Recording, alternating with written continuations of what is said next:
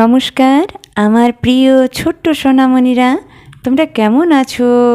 আজ অনেক দিন পরে তোমাদের কাছে আমি আবার এসে গেছি গল্প শোনাতে, স্টোরি টাইম উইথ মামুনি এই চ্যানেল নিয়ে।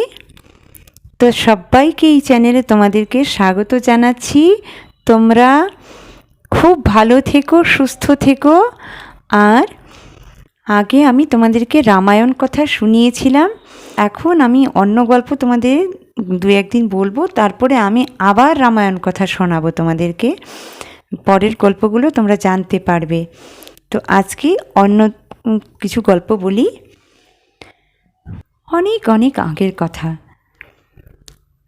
পাঞ্জাবে একজন রাজা ছিলেন, তার নাম ছিল রঞ্জিত সিং। তো রাজা রঞ্জিত সিং খুব ভালো রাজা ছিলেন, তিনি তার প্রজাদেরকে খুব ভালোবাসতেন। একদিন কি হয়েছে, রাজা রঞ্জিত সিং তার সৈনিকদের সাথে নিয়ে একটি গ্রামের পাশ দিয়ে যাচ্ছিলেন। অনেকক্ষণ চলার পরে তার পরিশ্রম মনে হলো, তাই তিনি একটা আম গাছের নিচে, যেখানে ছায়া হয় সেই আম গাছের নিচে তিনি বসলেন। আর তার সিপাহীদেরকে বললেন, সোলজারদেরকে বললেন যে আমি এখানে একটু বসে রেস্ট করব। তারপরে তার এত ভালো লাগছিল, ফুরফুরে হাওয়া বইছিল, সেইখানে তার খুব ভালো লাগায় তিনি চোখ বন্ধ করে একটু আরাম করছিলেন, বসে গেছিলেন। তখন কি হলো, হঠাৎ করে তার মাথায় একটা পাথর এসে পড়ল, কেউ যেন ঢিল ছুঁড়ে মারল। আর সামনে যারা সৈনিক ছিল তারা তো পুরো ক্ষেপে গেছে, রাজার মাথায় ঢিল কে ছুঁড়ল। রঞ্জিত সিংও উঠে গেলেন। তো সিপাহীরা রেগে মেগে এদিক ওদিকে খুঁজতে খুঁজতে একটা ছোট বাচ্চাকে, তোমাদের মতো একটা সোনামণিকে ধরে নিয়ে এলো। তখন বলল রাজাকে যে এই ছেলেটা আপনাকে ঢিলটা মেরেছে। তো রাজা তো খুব ভালো ছিলেন, ছোট্ট বাচ্চা তোমাদের মতো সোনামণিকে দেখে রাজা তাকে জিজ্ঞেস করলেন যে আমি কি করেছি বলো, তুমি কেন আমাকে ঢিলটা মেরেছো? তখন ছেলেটা তো ভয় পেয়ে গেছে, রাজামশাইয়ের সামনে এনেছি, আরও তো সিপাহীরা তাকে ধরে নিয়ে এসেছে, ও তো ভয় পেয়ে গেছে। ও বলছে আমি তো ঢিল মারিনি, আমি ওই আম গাছে আম খাবার জন্য ঢিল মেরেছিলাম, আর ওখানে আমি দেখতে পাইনি, ওইটা আপনার মাথায় লেগে গেছে, আমি দেখিনি আপনাকে। তো কেঁদে ফেলছে। তখন সিপাহীরা খুব রেগে গেছে, বলছে ওটা মিথ্যে কথা বলছে, এই ছেলেটাকে আপনি শাস্তি দিন। রাজা রঞ্জিত সিং হেসে বললেন, না না, এই ছেলেটার কোনো দোষ নেই, আম গাছ তো কিছু বলে না তাকে ঢিল মারার জন্য, তাই না? তাহলে আমার মাথায় ও না জেনে ঢিল মেরেছে, আম পাড়ার সময় ঢিল মেরেছে, আমার মাথায় এসে লেগে গেছে, তাহলে আমি কি ওকে শাস্তি দেব? এটা কি উচিত? না, আমি শাস্তি দেব না, ওকে ছেড়ে দাও। আর ও সত্য কথা বলেছে, তাই ওকে দুটো টুকরিতে করে আম তুলে তোমরা আম পেড়ে ওকে দিয়ে দাও, খাবেও। তারপর ওর মাথায় হাত বুলিয়ে দিয়ে বললেন, তুমি আর কখনো ঢিল ছুঁড়লে আগে দেখে নিও কেউ আছে কি না, নাহলে তো সবাই রেগে যাবে, তোমাকে মারবে, কেমন? আর কখনো এমন করো না। ছেলেটা তো খুব খুশি হয়ে বলছে, না মহারাজ, আমি আর করবো না, আমার ভুল হয়ে গেছে।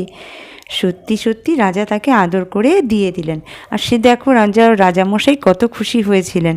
সে কি করলো, সত্য কথা বলল। আর তাহলে এইখান থেকে আমরা কি শিখলাম, যে কখনো মিথ্যে বলবে না, সত্যি বললে পুরস্কার পাওয়া যায়। আর কখনো কাউকে না জেনে সাজা দিতে নেই, জানতে হয়, সে সত্য কথাটা জেনে তারপরে তাকে শাস্তি দেবে না তাকে পুরস্কার দেবে, তা বেছে নিতে হয়। ঠিক আছে, আরেকটা গল্প শোনো, ফাঁকিবাজি করলে কি হয়। একটা দুধওয়ালা গোয়ালা ছিল, তার নাম ছিল দান সিং।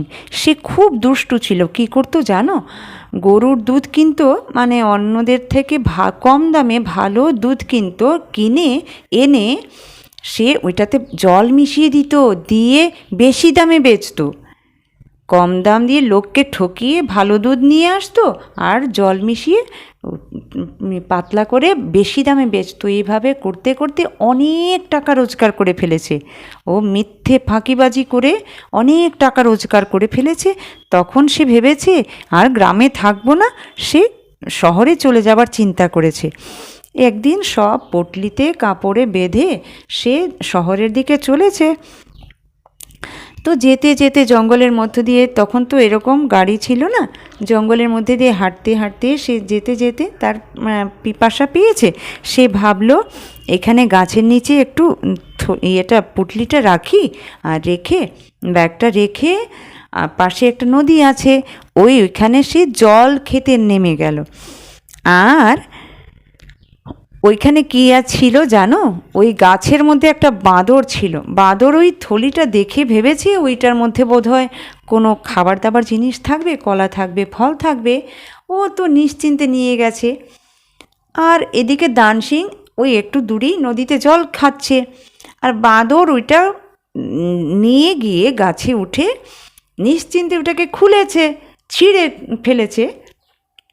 বাঁদর পুটলিটা ছিঁড়ে ফেলে ওইটাকে দেখছে এটার মধ্যে আছে কি না। না, বাঁদর যেমনভাবে দেখে না, ওখানে কিচ্ছু খাবার দাবার ছিল না।